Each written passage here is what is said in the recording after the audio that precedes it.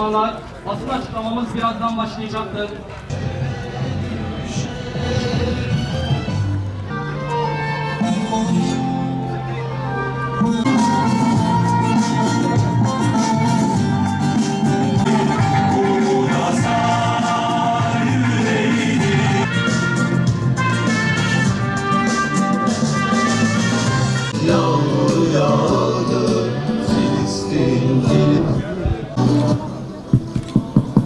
Bismillah, Bismillahirrahmanirrahim.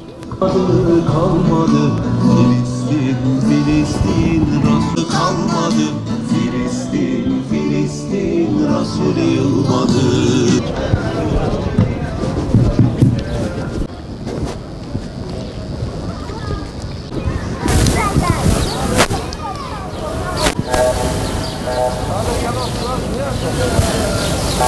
Ramazan gününde katıldığınız için hepinizden Allah razı olsun.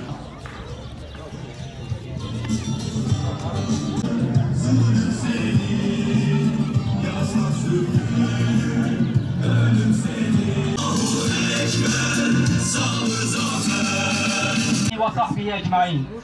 Değerli Mardin halkı, kıymetli Müslümanlar, Özgür Kudüs, Özgür Ümmet konulu basın açıklamasına hepiniz hoş geldiniz.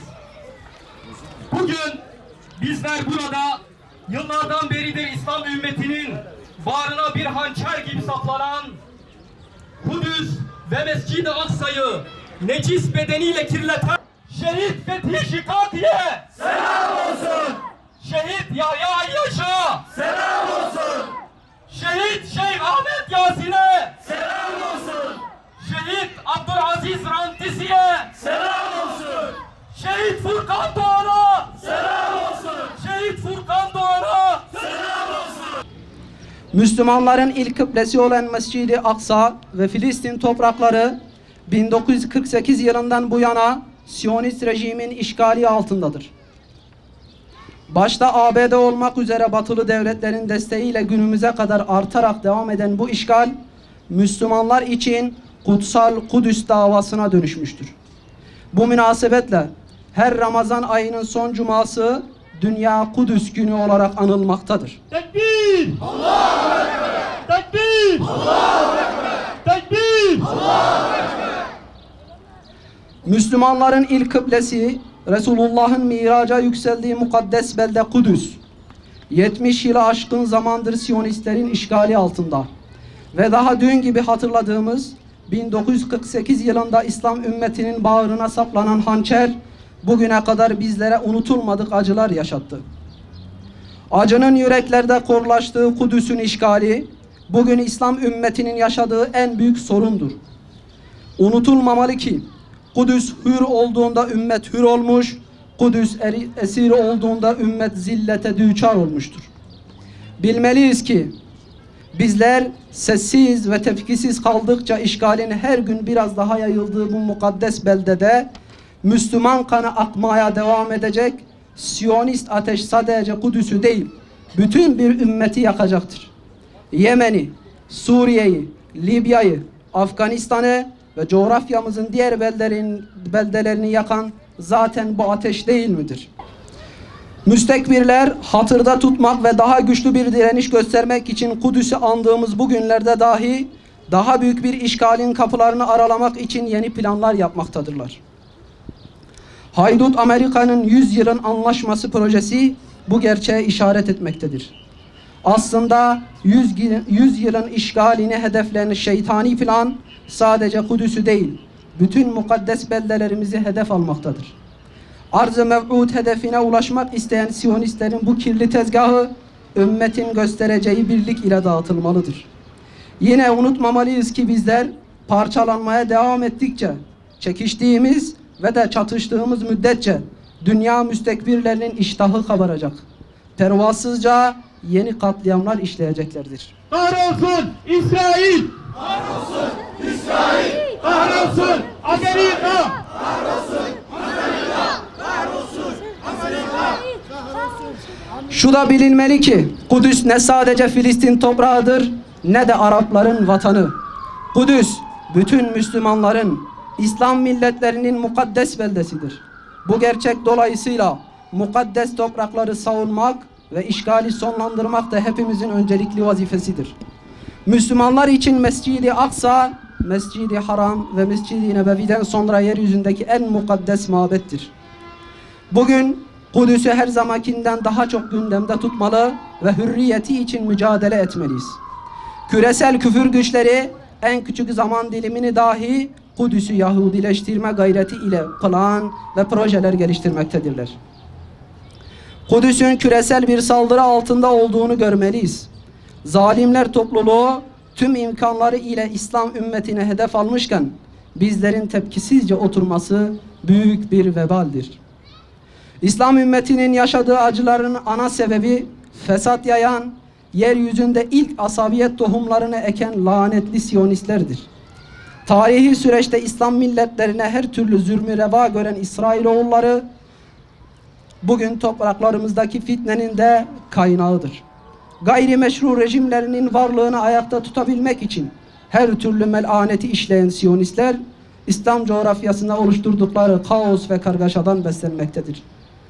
İşledikleri cürümlerle sadece Müslümanları değil, bütün insanlığı tehdit eden işgalci Siyonistlere karşı mücadele etmek aynı zamanda tüm insanlığın vazifesidir. Siyonistlerin ilk hedefi Müslümanlardır. Nihai hedefleri ise bütün bir insanlığı köleleştirmektir. La ilahe illallah, İsrail lanetullah. La ilahe illallah, İsrail lanetullah. La ilahe illallah, İsrail lanetullah. Bizler buradan İslam ümmetine, ümmetin bütün fertlerine sesleniyoruz. Bugün her zamankinden daha çok fazla kardeşliğe, birliğe ve beraberliğe ihtiyacımız var. Rabbimizin emrettiği şekilde aramızda İslam kardeşliğini tesis etmek, ümmet olarak bizim en öncelikli vazifemizdir. Bunun için çalışmalı, bunun için zemin hazırlamalıyız. İslam coğrafyasındaki savaşlar, zulümler, akan kanlar ve çiğnenen mukaddesat ümmetin vahdetiyle son bulacak ve Kudüs özgürlüğüne kavuşacaktır. Müslümanlar kardeş olduklarının farkına vardığında birbirleriyle ilgili ötekileştirici, çatışmacı dili bıraktıklarında, artık namluların yönünü birbirlerine doğrultmadıklarında muzaffer olacaklardır. Kudüs bizim için birleşmemizi beklemektedir. Biz kendi aramızda birlik kuramazsak bu zillet hali ve yaşadığımız bu acılar katmerlenerek devam edecektir.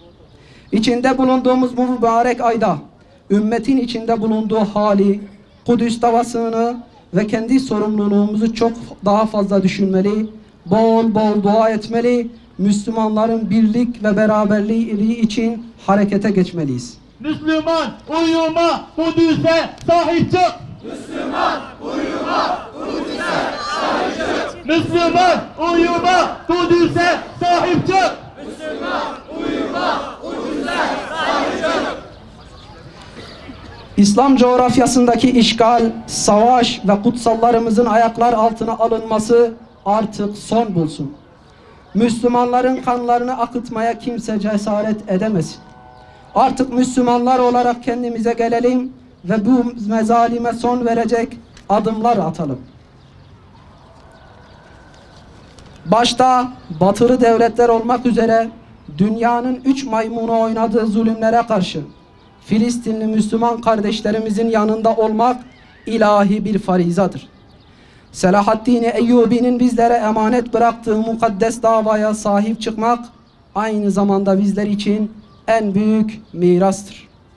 Bugün haydut ABD'nin 100 yılın anlaşması olarak sunduğu ama aslında 100 yılın işgaline kapı aralayan sinsi plana ilişkin coğrafyamızdaki kimi kukla rejimler her ne kadar destek verse de hür iradeli ülke yönetimleri bu büyük yıkım projesine karşı güçlü bu duruş sergilemelidir. Kahrolsun Amerika, kahrolsun İsrail. Kahrolsun Amerika, kahrolsun İsrail. Kahrolsun Amerika, kahrolsun İsrail. Kahrolsun Amerika, kahrolsun İsrail.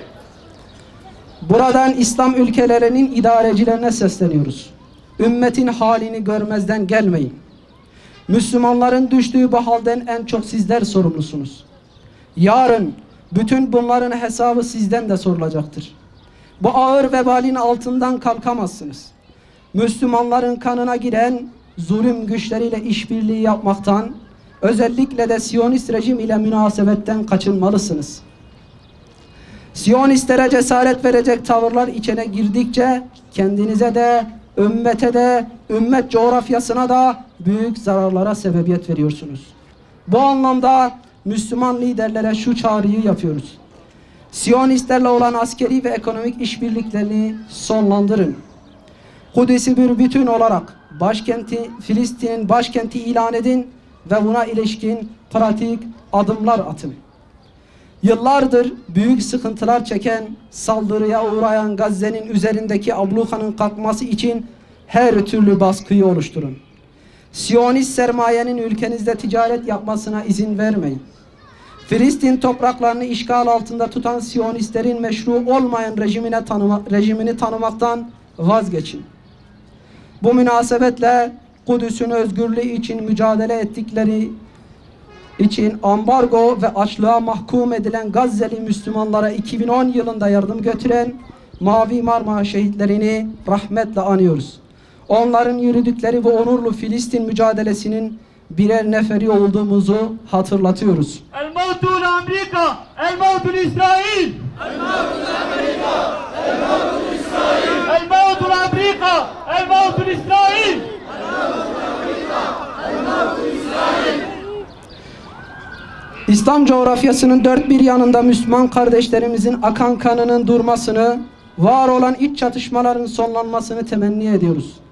Ayrışan değil, bütünleşen bir ümmet inşası için Rabbimizin vesileler yaratacağını umuyoruz. Allah bize ümmetin vahdeti ve Kudüs'ün özgürlüğüne şahit olacağımız yarınları nasip etsin.